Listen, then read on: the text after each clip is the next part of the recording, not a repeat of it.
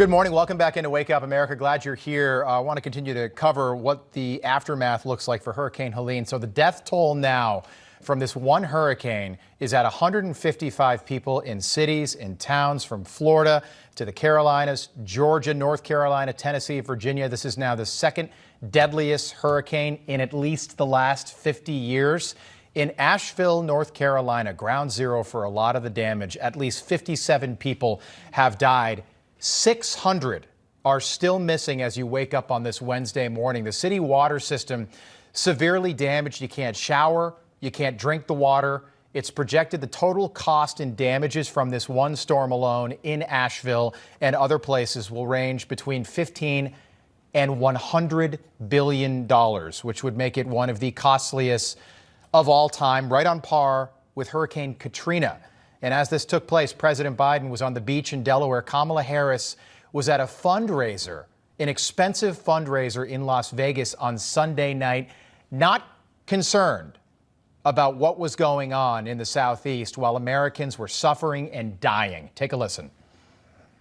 People in Western North Carolina were drowning in their houses this weekend. Others were losing everything. President Biden was at his beach house, and Vice President Harris was hosting political fundraisers on the West Coast. Is there a reason that they could not be here? The president did exactly what a president in this moment needs to do, which is directing his team to take action. All right, joining me now is someone that lives in Asheville, North Carolina, Jordan Lanning. Jordan, it is so nice to have you with us this morning. I wish the circumstances were better. First of all, how are you? How is your family?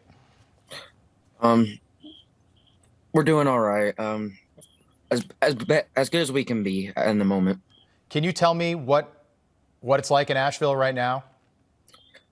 Right now, we just started getting supplies in the last few days, or yesterday and today. We finally started getting them. It was like a war zone. It still is. Places look like bombs have gone off.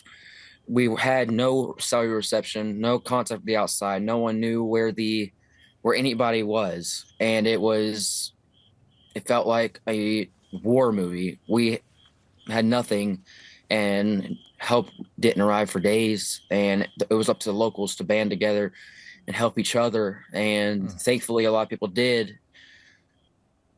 Yeah, I'm just listening. I hear crickets behind you, and that's what the people of Asheville and many others in the Southeast have heard from the White House over the last week. How much of this, and I know it's too early to ask a political question, but I'm wondering, for your sake and the sake of your friends and family, loved ones, where's the president? Where's the vice president? Are you seeing what you need to see on the ground to help Asheville recover and to help the search and rescue efforts? Right now, the numbers, 600 people are still missing. Well, to be honest, like he's here. I mean, sure, he finally got here, but I guess the big question everybody here is asking is, what took you so long? I mean, it happened last Friday. It took him 5 days to just show up to finally, and from what I've heard, he's not even coming down here to see the damage in person. It's only by air. He's heading towards Raleigh, and he's just flying over the area for a little bit. But that's what I've heard. No, you're right. He's going to fly over today. He's not going to be on the ground in Asheville or on the ground in North Carolina. He's going to get on his big, expensive, taxpayer-paid-for plane and fly over. Let me just ask you. I just want to get an idea for what it's like on the ground where you are. Did you have water at your house? No, we lost power. Friday, we lost power, and then we got an alert that we needed to start boiling our water once we got it out of the water system, and then they said there's no more water, and we lost water. We still don't have water, and it's just relying on supplies coming in. But before these supplies came in, I mean, we didn't get these supplies till literally starting yesterday. So a lot of people were just like, there was one day me and my girlfriend were sharing a bottle of water throughout the whole day. It was one bottle. So it was definitely situation was definitely incredibly just out of control. No, I can't imagine. And we're thinking about you, and we're thinking about everybody out there. And I appreciate you taking the time to join us this morning. Is your house in the valley where the flooding took place, or are you sort of on the foothills around where Asheville is?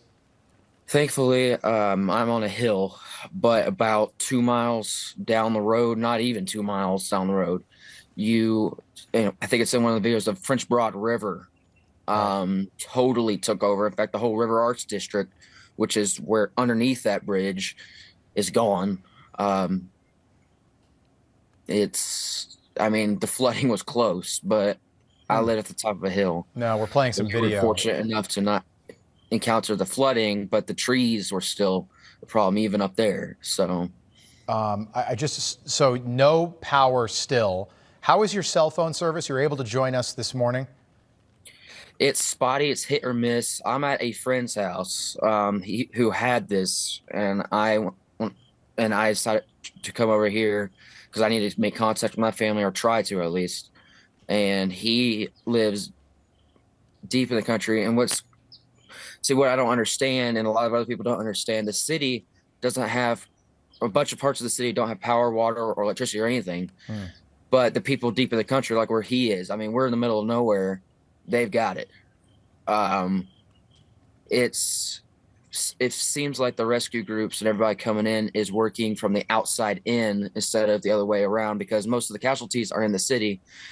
And you would think that they would go towards the hardest hit areas first and then work their way out. But in fact, they're actually working the other way around. Yeah, that doesn't make any sense. Jordan, did you lose anybody close to you? I lost a friend that I was close to for several years. I'm sorry. I'm sorry. Thank you. Yeah, I'm sorry, Jordan. This shouldn't be happening. Again, you're in Asheville, North Carolina. You're not, somewhere in the middle of nowhere. Heck, you're an hour and a half from one of the biggest cities in the East Coast, Charlotte, right?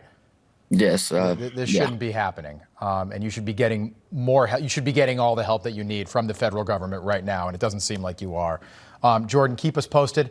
Good luck to you. Thank you so much for being with us. We appreciate it. Really appreciate it. Thank you. Thanks. All right. Lots more to go on this Wednesday morning.